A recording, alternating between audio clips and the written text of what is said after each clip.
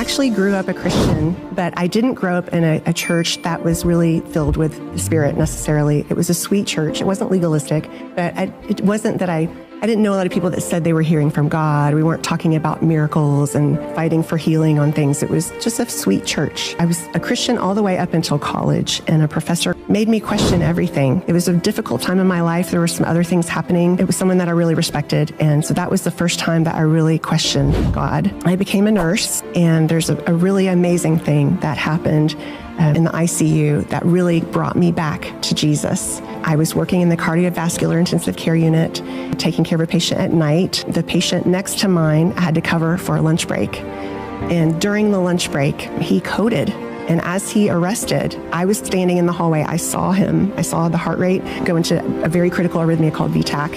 I saw his eyes roll back. I knew it was real, which often the alarms are fake, but I went into the room with a crash cart as his eyes were rolling back. We did a full code. I called for help as I was going back, and I said, guys, you need to come in here and help me. A whole sequence of events happened when he was completely pulseless, with no blood pressure, no breathing. He was blue. I felt with my hands there was no pulse whatsoever.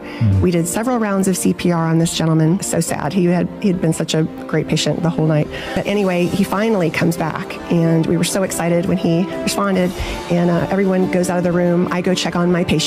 I just had a one-to-one fresh post-op patient, and they were doing fine. So I came back in, and I'm in the room by myself, and I'm cleaning up the floor because lots of things pop off, files and different things. And the nurse is outside the room charting what was happening, what had happened during the code. And as I'm on the floor, the patient looks down at me and he says, hey, because I just want to say thank you. And I looked up at him and I said, you're welcome. That's kind of what they pay me for, and I'm glad you're okay. And he said, no, I don't think you understand. He said, I saw you.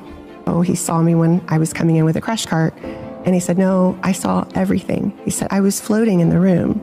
And he points to the bottom of his bed, to the ceiling. And he said, I was right there on the ceiling, and I could see everything that was happening. And he proceeds to tell me every single thing that happened when he was completely pulseless, clinically dead, even knew what had happened outside the room. And that's the part, Pastor David, that I couldn't get past.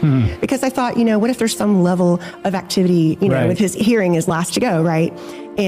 But he knew what had happened on the outside of the room. And when I went to confirm it, everything that he told me was true.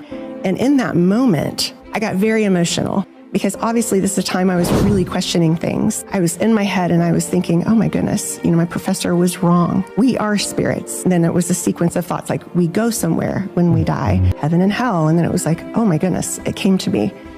I have denied Jesus for the last several years. Wow. And it was so overwhelming. Like, I denied the one who died for me.